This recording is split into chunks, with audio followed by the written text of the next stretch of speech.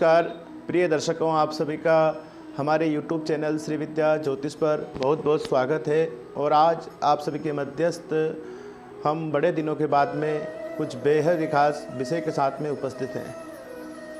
दर्शकों, कुछ समय से हम YouTube, Instagram और Facebook चैनल पर हमारे वीडियो अपलोड नहीं कर पा रहे थे कुछ पारिवारिक कारण के कारण, और आज आप सभी के मध्यस्थ हम पुनः एक नए वीडियो के साथ में उपस्थित हैं।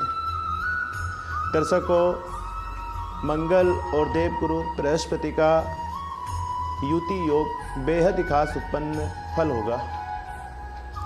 यह दोनों ही ग्रह बड़े ही प्रभावी ग्रह माने जाते हैं। इन दोनों ग्रहों का एक साथ किसी भी राशि पर विराजमान होना या एक साथ इनका गोचर होना बेहद शुभ पुण्य फल को दर्शाते हैं। दर्शकों, आज आप सभी के मध्यस्थ हम चर्चा करेंगे देवगुरु बृहस्पति और मंगल ग्रह की युति के विषय में। 17 मई 2022 के पश्चात 27 जून 2022 तक मंगल देवगुरु बृहस्पति की मीन राशि में, जहां पहले से ही विराजमान देवगुरु बृहस्पति के साथ में गोचर करेंगे। दोनों ही ग्रहों का अत्यंत ही प्रभावशाली फल उत्पन्न सभी द्वादश राशियों के लिए होगा। सर्वप्रथम हम बात करेंगे मेष राशि की। मेष राशि वाले जातकों के लिए यह गोचर द्वादश भाव में होगा। ऐसी स्थिति में आपको भूमि, भवन, वाहन से संबंधित कार्यों में सावधानी रखना बेहद लाभदायक होगा। धार्मिक कार्य क्षेत्र में आपकी रुचि बढ़ेगी। धार्मिक संसाधनों में आपका धन खर्च होने की संभावनाएं भी बेहद खास रूप से हो सकती है।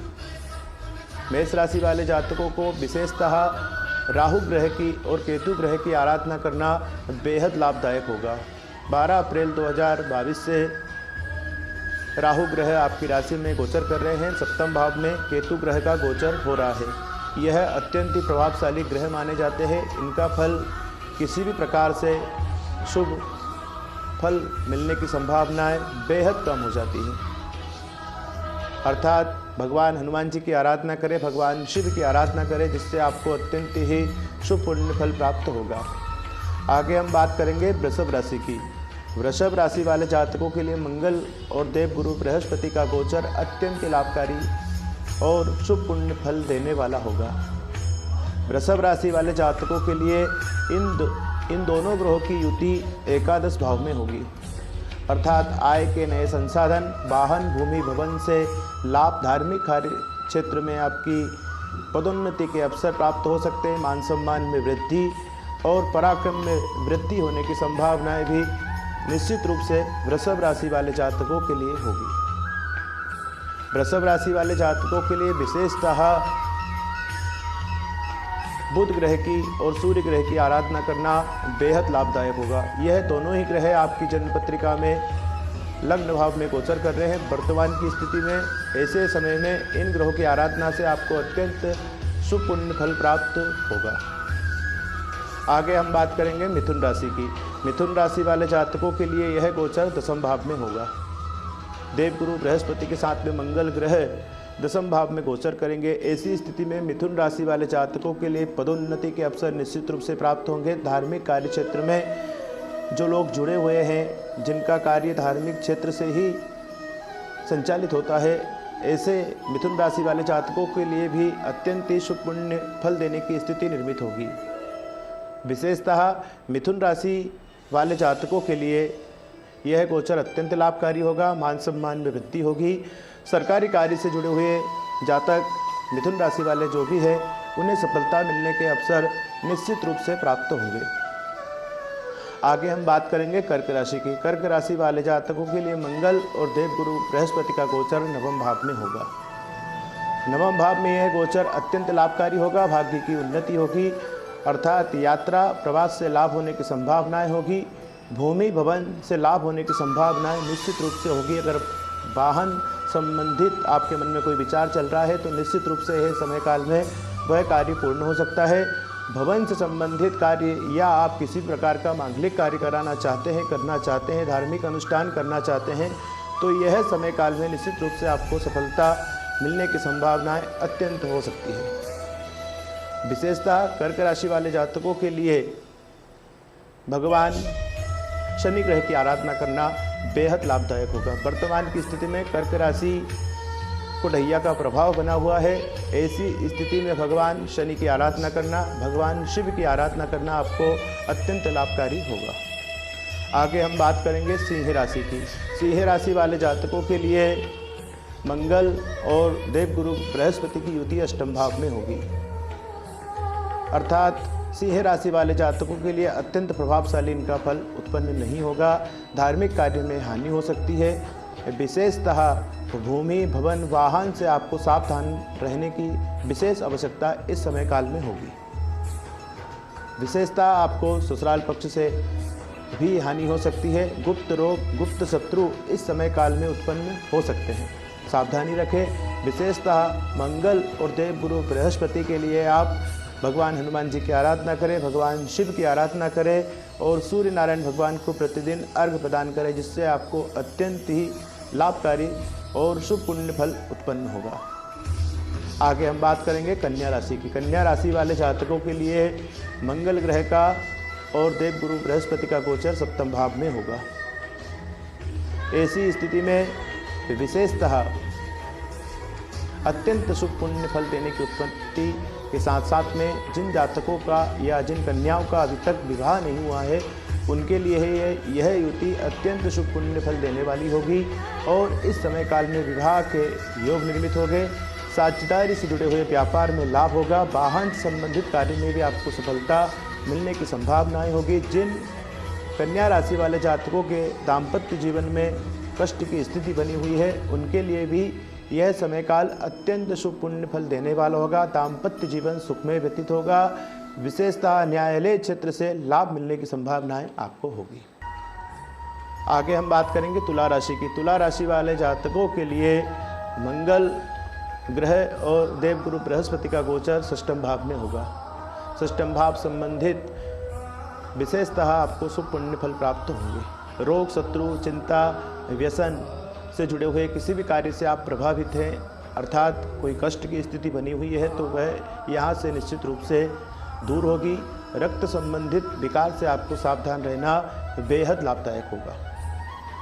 आगे हम बात करेंगे वृश्चिक राशि की। वृश्चिक राशि वाले जातकों के लिए अत्यंत शुभ पुण्य फल देने की स्थिति में देवगुरु बृहस्पति और मंगल ग्रह का गोचर होगा। पंचम भाव में यह गोचर रहेगा। ऐसी स्थिति में आपकी संतान सरकारी कार्य में सफलता प्राप्त कर सकती है। विशेषतः भूमि, भवन, वाहन से संबंधित कार्य में आपको लाभ मिल सकता है। जिन कन्याओं का विवाह नहीं हुआ है, वह अगर प्रेम विवाह करना चाहती है वृश्चिक राशि वाले जातिकाएँ, तो इस समय काल में उनके प्रेम संबंध में अधिक मधुरता देखने को मिल सकती है और स्वविवेक, स्वबुद्धि के साथ में आगे बढ़ने से आपको निश्चित रूप से लाभ होगा। धनु राशि वाले जातकों के लिए हम बात करेंगे। धनु राशि वाले जातकों के लिए यह गोचर अत्यंत लाभकारी होगा। चतुर्थ भाव में गोचर होगा, अर्थात यहाँ से भूमि, भवन, वाहन से जुड़े हुए कार्य कई दिनों से अगर आपके प्रभावित चल रहे थे तो वह दूर होंगे। नौकर चाकर संबंधित समस्याएं बनी हुई थी तो वह दूर होगी। जिन लोगों के घर की समस्या बनी हुई थी, वह लोग भी इस समय काल में अपना घर बसा सकते हैं, घर ले सकते हैं। यह समय काल उनके लिए बेहद लाभदायक होगा। आगे हम बात करेंगे मकर राशि की। मकर राशि के लिए यह गोचर तृतीय भाव में होगा, अर्थात पराक्रम की वृद्धि होगी। धनागम के साधन संचालित होंगे। बड़े भाई बहन से आपको शुभ पुण्य फल मिलने की स्थिति, अर्थात लाभ मिलने की संभावनाएं निश्चित रूप से रहेगी। विशेषतः धार्मिक कार्य में आपका मन लगेगा। धार्मिक कार्य क्षेत्र में आप आगे बढ़ने का निश्चित रूप से प्रयास करें, जिससे आपको सफलता मिलने की संभावनाएं अधिक हो सकती है। विशेषतः नौकर चाकर, धनागम के साधन, नए व्यापार करने का अगर आपका मन है मकर राशि वाले जातकों का, तो विशेषतः इस समय काल में आप कर सकते हैं। भूमि, भवन, धार्मिक कार्य से आपको लाभ होने की संभावनाएं निश्चित रूप से रहेगी। भगवान शनि ग्रह की आराधना करना मकर राशि वाले जातकों के लिए अत्यंत लाभकारी होगा। वर्तमान की स्थिति में मकर राशि वाले जातकों को शनि की 7.5 का प्रभाव बना हुआ है। आगे हम बात करेंगे कुंभ राशि की। कुंभ राशि वाले जातकों के लिए द्वितीय धन भाव में देवगुरु बृहस्पति का यह गोचर होगा। देवगुरु बृहस्पति द्वितीय धन भाव में अत्यंत प्रभावशाली फल देने की स्थिति में उत्पन्न होते हैं, अर्थात रहते हैं। साथ में मंगल ग्रह का भी गोचर उनके साथ में हो रहा है। ऐसी स्थिति में इन दोनों ही ग्रहों का अत्यंत मित्रवत अधिक मैत्री संबंध भी होता है। विशेषतः कुंभ राशि वाले जातकों के लिए एकादश भाव में, द्वितीय भाव में ये गोचर होगा। द्वितीय भाव संबंधित अत्यंत शुभ पुण्य फल प्राप्त होने की संभावनाएं रहेगी। पारिवारिक कुटुंब से मेलजोल रहेगा। धनागम के साधन, नए व्यापार के समाधान और नए व्यापार संबंधित कार्य में भी आप सफलता प्राप्त कर सकते हैं। धार्मिक कार्य से जुड़े हुए कोई व्यापार अगर आप करना चाहते हैं तो वहाँ भी आपको लाभ मिलने की संभावनाएं रहेगी। विशेषतः भूमि, भवन, कंस्ट्रक्शन इत्यादि लाइन में भी आपको लाभ मिलने की संभावनाएं रहेगी। विशेषतः शनि ग्रह की आराधना करना, भगवान शिव की आराधना करना, हनुमान जी की आराधना करना, प्रतिदिन भगवान सूर्य नारायण को अर्घ्य प्रदान करना आपके लिए बेहद लाभदायक होगा। आगे हम बात करेंगे मीन राशि की। मीन राशि वाले जातकों के लिए तो यह समय काल अत्यंत ही लाभकारी होगा। मीन राशि में मंगल ग्रह और देवगुरु बृहस्पति का यह गोचर है। जहाँ जहाँ इनकी दृष्टि होगी वहाँ भी अत्यंत शुभ पुण्य फल प्राप्त होगा और जिस भाव में बैठे हुए हैं उस भाव संबंधित समस्याओं का भी समाधान होगा। विशेषतः लग्न भाव में विराजमान है। प्रथम भाव में शारीरिक दुर्बलता अगर बनी हुई थी तो वह निश्चित रूप से दूर होगी। कार्य क्षेत्र में सफलता मिलेगी। मनवांछित फल प्राप्त होने के निश्चित रूप से योग बनते हैं। शारीरिक, मानसिक दोनों स्थितियों में अत्यंत सुधार होगा और विशेषतः पराक्रम में वृद्धि होगी। परंतु मीन राशि वाले जातकों के लिए राहु ग्रह का और शनि ग्रह का गोचर अत्यंत प्रभावशाली नहीं है। ऐसी स्थिति में भगवान शिव, शनि ग्रह, राहु ग्रह और हनुमान जी की आराधना करना, प्रतिदिन भगवान सूर्य नारायण को अर्घ्य प्रदान करना आपके लिए बेहद लाभदायक होगा। नमस्कार दर्शकों, हमने सभी 12 राशियों पर मंगल ग्रह और देवगुरु बृहस्पति की युति का क्या फल उत्पन्न होगा और उन्हें क्या उपाय करना चाहिए, इस संबंध में यह वीडियो आप सभी के सम्मुख प्रस्तुत करा। विशेषता आप सभी से निवेदन है, हमारे YouTube चैनल श्री विद्या ज्योतिष को सब्सक्राइब करें, लाइक करें, जिससे ज्योतिष संबंधित वीडियो आप तक आसानी से पहुँचे। नमस्कार, जय श्री कृष्णा।